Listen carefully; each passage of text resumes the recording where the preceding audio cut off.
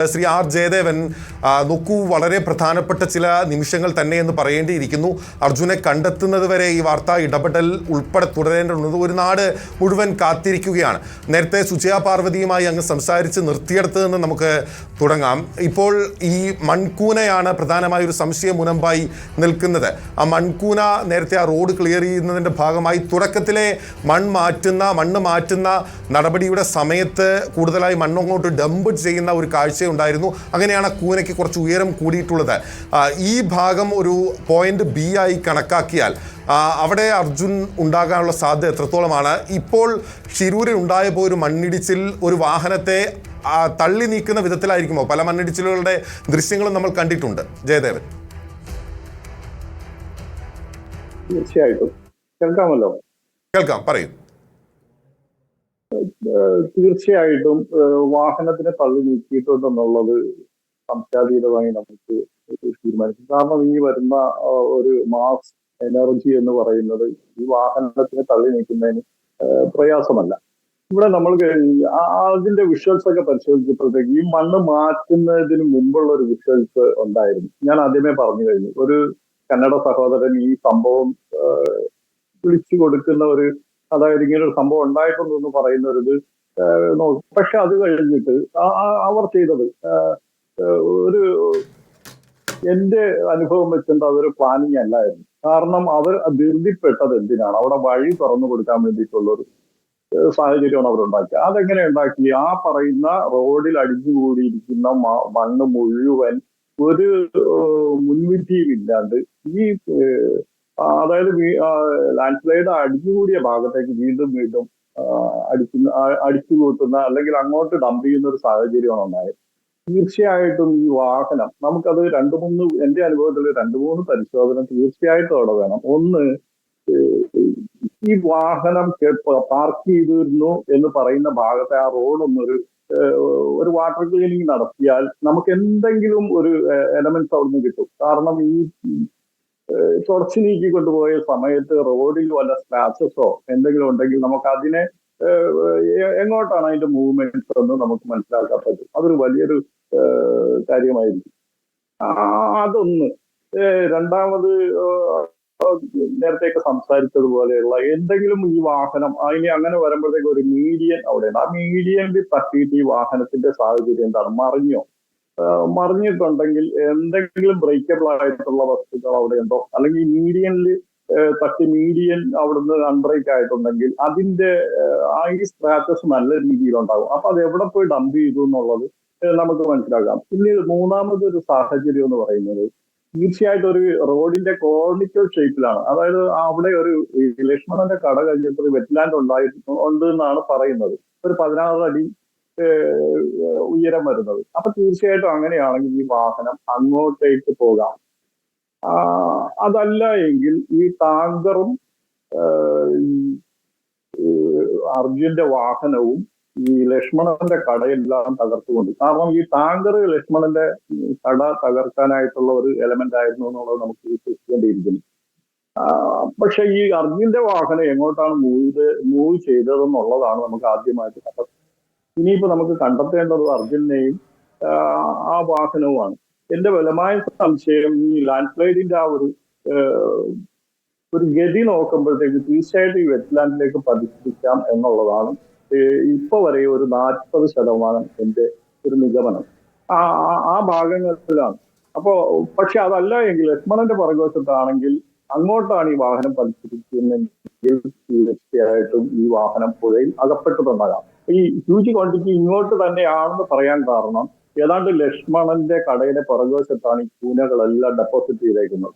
ആ ഡെപ്പോസിറ്റ് ചെയ്തിരിക്കുന്നത് പരിശോധിക്കുമ്പോഴത്തേക്കും ഇനി ലക്ഷ്മണന്റെ കടയുടെ പുറകിലോട്ടാണ് ഈ വാഹനം മറിഞ്ഞിരിക്കുന്നതെങ്കിലും ആ ബണ്ടിന്റെ ഒരു പിൻബലം കൊണ്ട് ഈ വാഹനം മൂടപ്പെട്ടു പോയേക്കാം. പക്ഷെ ഒഴുകിപ്പോകാനുള്ള ഒരു സാധ്യത വളരെ കുറവായിരിക്കും എന്നുള്ളതാണ് എന്റെ ഒരു നിഗമനം. ശ്രീ ആർ ജയദേവൻ, നോക്കൂ, ഇവിടെ ഒരു പ്രധാനപ്പെട്ട പ്രശ്നം എന്ന് പറയുന്നത് ആ മണ്ണ് അവിടെ തന്നെ ഇട്ടു എന്നതായി അങ്ങ് ഉൾപ്പെടെ ചൂണ്ടിക്കാട്ടുന്നുണ്ട്. ഒരു പ്രധാനപ്പെട്ട ചോദ്യം ഉയരുന്നത്, നമുക്ക് കേരളത്തിൽ മുൻപ് വലിയ ഉരുൾപൊട്ടലുകൾക്ക് സാക്ഷ്യം വഹിച്ചിട്ടുണ്ട്. പെട്ടിമുടിയിലടക്കം താങ്കൾ ഉൾപ്പെടെ നേതൃത്വം നൽകിയ രക്ഷാപ്രവർത്തനം നടത്തിയിട്ടുണ്ട്. അവിടെ ആ പെട്ടിമുടി എന്ന് പറയുന്നത് വളരെ റിമോട്ടായിട്ടുള്ള സ്ഥലമാണ്. മൂന്നാറിനേക്കാളും ഉയരത്തിലുള്ള ഒരു സ്ഥലമാണ്. പുത്തുമലയുണ്ട്, കവളപ്പാറയുണ്ട്, അങ്ങനെ പല സ്ഥലങ്ങളുണ്ട്. അവിടെയൊന്നും എത്തിച്ചേരാൻ പോലും സാധിക്കാത്ത സ്ഥലത്ത് പോലും അതിൽ ഒരു കൃത്യമായ ഒരു രക്ഷാപ്രവർത്തനം അല്ലെങ്കിൽ എടുക്കുന്ന മണ്ണ് അവിടെ തന്നെ ഇടുക എന്ന വിധത്തിലുള്ള പ്രവൃത്തി അവിടെ പോലും കാണാൻ സാധിച്ചില്ല. നോക്കൂ, ഇതൊരു തുറന്ന ഹൈവേ ആണ്, ദേശീയപാതയാണ്. ആ ഭാഗത്ത് ഒരു പ്രത്യേക പ്രദേശത്ത് മാത്രമാണ് മണ്ണിടിച്ചിൽ ഉണ്ടായത്. അവർക്ക് ആ മണ്ണ് എവിടേക്ക് വേണമെങ്കിലും മാറ്റാമായിരുന്ന സാഹചര്യം ഉണ്ടായിട്ടും അവിടെ ഇട്ടു എന്ന് പറയുന്നത് അത്രയധികം വലിയ അലംഭാവമല്ലേ ഒരു രക്ഷാപ്രവർത്തനം എന്ന നിലയിൽ ചിന്തിച്ചാൽ? തീർച്ചയായിട്ടും അലംഭാവം തന്നെയാണെന്ന് പറഞ്ഞാൽ അതായത് ഇതിനൊരു മാനേജ്മെന്റ് നമ്മുടെ കേരളത്തിലേക്ക് അങ്ങനെ പറയുമ്പോൾ എനിക്കൊന്ന് കേരളത്തിലേക്ക് വരേണ്ടി വരും. ഈ സംഭവം കേരളത്തിന്റെ ഏതെങ്കിലും ഒരു സാഹചര്യത്തിലാണ് സംഭവിച്ചിട്ടുള്ളതെങ്കിൽ എന്തായിരിക്കും നമ്മൾ കൈക്കൊള്ളുന്ന ആ ഡിസാസ്റ്റർ മാനേജ്മെന്റ് പ്ലാൻ എന്തായിരിക്കും? ആദ്യമായിട്ട് ബഹുമാനപ്പെട്ട ജില്ലാ കളക്ടർ അവിടെ ഇടപെടും, സ്ഥലം SP ഇടപെടും, ഒന്നും അല്ലെങ്കിൽ ഒരു തഹസിൽദാർ അവിടെ വന്നിരിക്കും. നമുക്കൊരു ഡിസാസ്റ്റർ മാനേജ്മെന്റ് പ്ലാൻ ഉണ്ട് എന്നു മുതൽ ഈ സുനാമിക്ക് ശേഷം നമ്മൾ അത് വളരെ പ്രാവർത്തികമായിട്ട് കൊണ്ടുപോവുകയാണ്. വളരെ ചുരുങ്ങിയ ഒരു റോഡ് ആക്സിഡന്റ് ഉണ്ടായിക്കൂടെ അവിടെ എന്തെല്ലാം സംവിധാനങ്ങൾ, പോലീസ് ഉണ്ടാകും, ഫയർഫോഴ്സ് ഉണ്ടാകും. ഇവര് രണ്ടും കഴിഞ്ഞാൽ ഉടൻ തന്നെ സ്ഥലം village officer, ADS village officer ഈ കളക്ടറേറ്റിലേക്ക് അപ്പം തന്നെ മെസ്സേജ് പാസ് ചെയ്യും, തഹസിൽദാർ വരും, ബാക്കി ആംബുലൻസ് സൗകര്യങ്ങളെല്ലാം വരും. നമ്മൾ അവിടെ എല്ലാം അലർട്ടായിരിക്കും. ഇനി വല്ല ഇവരെ പുനരധിവസിക്കേണ്ട ആ സാഹചര്യങ്ങളെല്ലാം നമ്മൾ കേരളം ഇന്ന് വളരെ ആപ്റ്റാണ് അക്കാര്യത്തിൽ, ഒരു തർക്കമില്ലാണ്ട് ഞാൻ പറയാം. പക്ഷെ ഇവിടെ സംഭവിച്ചത് എന്താണ്? ഇവിടെ പുറം ലോകം അറിയുന്നത് തന്നെ എന്നാണ്. അത് മാത്രമല്ല, 1, 2, 3 ദിവസങ്ങളൊക്കെ വേസ്റ്റ് ആയിരുന്നു. അവർക്ക് അറിയാൻ പാടില്ലാത്തതാണ്. തീർച്ചയായിട്ടും അല്ല, ഇതൊരു വലിയൊരു സംഭവമായിട്ട് പോലും പുറം ലോകം അറിയരുതെന്നൊരു എന്താണെന്ന് എനിക്കറിയത്തില്ല. പക്ഷെ ഇപ്പോഴും ഞാൻ ചോദിക്കുന്ന ഒരു കൺട്രോൾ റൂം ഉണ്ടോ അവിടെ? ആരാണ് ഇതിന്റെ ചുമതല? ആരെയാണ് ചുമതല ഏൽപ്പിച്ചിരിക്കുന്നത്? സ്വാഭാവികമായിട്ടും ജില്ലാ കളക്ടർ ആരെയും ഒരു സബ് കളക്ടറെ ഏൽപ്പിക്കാം. ഒരു സബ് കളക്ടറുടെ നേതൃത്വത്തിൽ അവിടെ ഒരു കൺട്രോൾ റൂം ഉണ്ടാകാം. നമ്മൾ ഇപ്പൊ ഞാൻ 2-3 ദിവസത്തേക്കായിട്ട് കാണുന്നത് എന്താണ്? നമ്മൾ ഒന്നെങ്കിൽ നമ്മളുടെ രഞ്ജിത്ത് ഇസ്രയേലിനോട് ചോദിക്കും നാളത്തെ നമ്മുടെ പരിപാടി എന്താണ്, അല്ലെങ്കിൽ ചോദിക്കുന്നത് ആരാണ്? നമ്മുടെ ഈ ലോറിയുടെ ഓണറോട് ചോദിക്കും. പക്ഷെ ഇതിന്റെ ഒരു നേതൃത്വം ഉണ്ടെങ്കിൽ ഇന്നത്തെ ബ്രീഫിംഗ്, ഈ നാളെ ചെയ്യേണ്ട കാര്യങ്ങൾ എന്താണ്, ഇന്ന് വൈകുന്നേരം അല്ലെങ്കിൽ ഇന്ന് രാവിലെ തന്നെ നാളെ നമുക്ക് എന്തെല്ലാം സാഹചര്യങ്ങൾ ഉണ്ടാക്കണം. ഇത് വൈകുന്നേരം അല്ലെങ്കിൽ രാത്രിയോ തീരുമാനിച്ചിട്ട് എന്തൊക്കെയോ കാട്ടിക്കൂട്ടി ഇന്നൊരു അനക്കം. കാരണം ഈ 8 ദിവസം ആയെന്ന് പറയുമ്പോഴും കേരളത്തിന്റെ അല്ലെങ്കിൽ എന്റെ അനുഭവം വെച്ച് 3 ദിവസത്തെ തിരച്ചിലായിട്ടുള്ളൂ. കാരണം ഇതിന്റെ ആക്റ്റീവായിട്ടുള്ള ഒരു രക്ഷാപ്രവർത്തനം നടന്നത് എന്ന് മുതലാണ് 6-7 JCB ഒന്നിച്ചു വരുന്ന സാഹചര്യം. അത് മിനിഞ്ഞാന്നാൾ മുതലാണ്. മിനിഞ്ഞാൾ, ഇന്നലെ, ഇന്ന് ഉച്ച കഴിഞ്ഞപ്പോഴത്തേക്കും സാഹചര്യങ്ങളൊക്കെ മാറിയിട്ടുണ്ട്. കാരണം അത്യാധുനിക ഉപകരണങ്ങൾ, എക്സ്കവേറ്ററുകൾ, ഇന്ന് ഒരു രക്ഷാപ്രവർത്തനത്തിന്റെ ഒരു സാഹചര്യങ്ങൾ അവിടെയുണ്ട്. ഇത് നമുക്ക് 1-ാം ദിവസം പോട്ടെ, ഇനി ഒന്നും.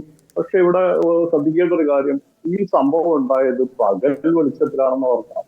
പകൽ വെളിച്ചത്തിലായിരുന്നു. എല്ലാ സംവിധാനങ്ങളും അവിടെ എത്തിക്കാനുള്ള ഒരു സാഹചര്യം ഉണ്ടായിരുന്നു.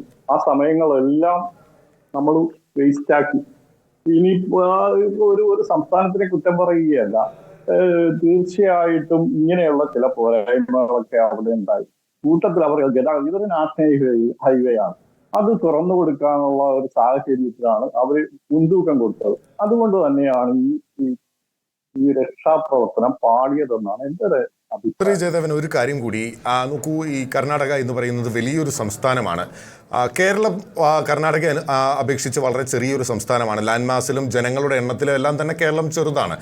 പക്ഷേ ഒരു പ്രധാനപ്പെട്ട പ്രശ്നം ഇവിടെ നിലനിൽക്കുന്നത്, കേരളത്തിൻ്റെ മാതൃകകൾ നമ്മൾ എടുത്തു പറഞ്ഞു. കർണാടകയിൽ അലംഭാവത്തിൻ്റെ കാര്യം പറയുമ്പോൾ പോലും അവിടുത്തെ സംവിധാനങ്ങൾ അത്രത്തോളം പരിമിതമാണോ എന്നുള്ള പ്രധാനപ്പെട്ട ചോദ്യം നിലനിൽക്കുന്നുണ്ട്.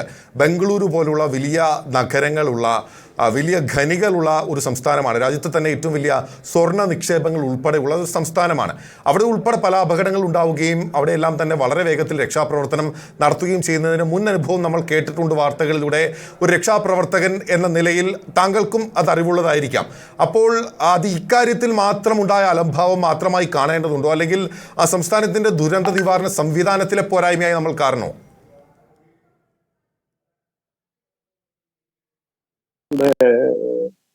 അങ്ങനെ പറയുമ്പോഴത്തേക്കും തീർച്ചയായിട്ടും, പക്ഷെ നമ്മൾ അങ്ങനെ അതിനെ കാണരുതെന്നാണ് ഞാൻ പറയുന്നത്. കാരണം ഏത് ദുരന്തത്തിനും ഒരു മനുഷ്യജീവനാണ് ഇവിടെ അകപ്പെടുന്നത്.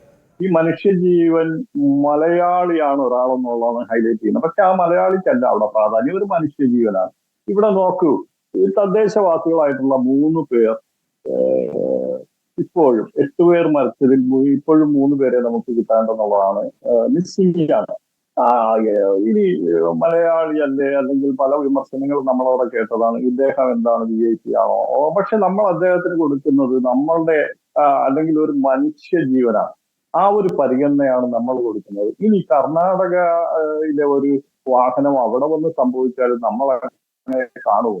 ഒരിക്കലും കാണത്തില്ല. നമ്മൾ ഈ പറയുന്ന മാനേജ്മെന്റുകളെല്ലാം അവിടെ പ്രയോഗിക്കും. അവിടെ നമ്മൾ സഡനായിട്ട് ആ മനുഷ്യജീവന് പ്രാധാന്യം കൊടുത്തുകൊണ്ട് തീർച്ചയായിട്ടും ഇവിടെ നോക്കുമ്പോൾ നമ്മുടെ അർജുൻ എന്ന് പറയുന്ന ആളെ പോലെ തന്നെ പരിഗണിക്കപ്പെടേണ്ടതാണ് ആ പ്രദേശവാസികൾ. പക്ഷെ അതിനുള്ള ഒരു താല്പര്യവും ഒരു സംവിധാനവും കാണുന്നില്ല എന്നുള്ളത് വളരെ ദുഃഖകരമാണ് എന്നാണ് എനിക്ക് പറയാനുള്ളത്. കൂടി അതായത് ഇപ്പോൾ നമ്മൾ അർജുനെ കണ്ടെത്തുക എന്നുള്ളതിന് തന്നെയാണ് ഏറ്റവും ഒന്നാമത്തെ പ്രോബബിലിറ്റി കൊടുക്കുന്നത്. മറ്റു കാര്യങ്ങളെല്ലാം തന്നെ രണ്ടാമതാണ്. അർജുൻ്റെ വാഹനം ആ മൺകൂന അല്ലെങ്കിൽ പുഴ എന്ന് പറയുന്ന 2 സാധ്യതകളിലേക്ക് പോയി കഴിഞ്ഞാൽ നോക്കൂ, ഈ പ്രകൃതി ദുരന്തങ്ങളുടെ എല്ലാം തന്നെ ഒരു ഫോഴ്സ്, പ്രകൃതിയുടെ ഫോഴ്സ് എന്ന് പറയുന്നത് അൺപ്രഡിക്റ്റബിൾ ആയിട്ടുള്ള ഒരു ശക്തിയാണ് ആ വിധത്തിൽ വരിക. മനുഷ്യസാധ്യമായിട്ടുള്ള മനുഷ്യനിർമ്മിതമായിട്ടുള്ള എല്ലാത്തിനെയും തച്ചുടയ്ക്കുന്ന വിധത്തിലുള്ള ഒരു ശക്തിയാണ് വരിക. അപ്പോൾ ഈ വാഹനം പുഴയിൽ പോയിട്ടുണ്ടെങ്കിൽ, മൺകൂനയുടെ കാര്യം നേരത്തെ പറഞ്ഞു, പുഴയിൽ പോയിട്ടുണ്ടെങ്കിൽ അവിടെ രൂപപ്പെട്ടിട്ടുള്ള മൺകൂനയിൽ തങ്ങി നിൽക്കാനുള്ള സാധ്യത, അല്ലെങ്കിൽ അത് ഒഴുകിപ്പോയിട്ടുണ്ടെങ്കിൽ, നേരത്തെ ഹിന്ദുസ്ഥാൻ പെട്രോളിയത്തിൻ്റെ എണ്ണ ടാങ്കർ ഉൾപ്പെടെ ഒഴുകിപ്പോവുകയും 7 കിലോമീറ്റർ അപ്പുറത്ത് നിന്നാണ് ഇത് കണ്ടെത്തുകയും ചെയ്തിട്ടുള്ളത്. അത്തരം സാധ്യതകൾ, പുഴയിൽ അകപ്പെട്ടാനുള്ള ഒരു സാധ്യതകൾ എത്രത്തോളമാണ് എന്നാണ് നമുക്ക് ഈ ഘട്ടത്തിൽ വിലയിരുത്താനാവുക? തീർച്ചയായിട്ടും അത് പുഴയുടെ വ്യാപ്തി, പുഴയുടെ ഒഴുക്ക്, അകപ്പെടുന്ന വസ്തുവിന്റെ ഭാരം, ഇതിനെയൊക്കെ ആശ്രയിച്ചാണ് ആദ്യമിരിക്കുന്നത്. കാരണം ഈ പറയുന്ന ദിവസങ്ങളിലൊക്കെ അതിഭയങ്കരമായ ഒഴുക്കായിരുന്നു. ഒഴുക്കാണെങ്കിൽ തന്നെ നമുക്ക് പരിശോധിക്കേണ്ടിയിരിക്കുന്നത് ഇതിന്റെ അടിത്തട്ട് ഒരു ലെവൽ സർഫസ് ആണോ, അതോ ഇനി ഇടയ്ക്കിടയ്ക്ക് പാറകൾ മുളച്ചു നിൽപ്പുണ്ടോ, അതിനെ ഡിപ്പെൻഡ് ചെയ്തായിരിക്കും ഈ ലോറി എന്തായാലും നിലം പറ്റിയെ ഇനി ഒഴുകിപ്പോയി, കുത്തൊഴുക്കിൽ ഒഴുകിയെന്ന് വിചാരിച്ചാൽ പോയി നിലം പറ്റിയെ ഒഴുകിപ്പോകാനുള്ള അതിന്റെ ഭാരം കൂടുതലും.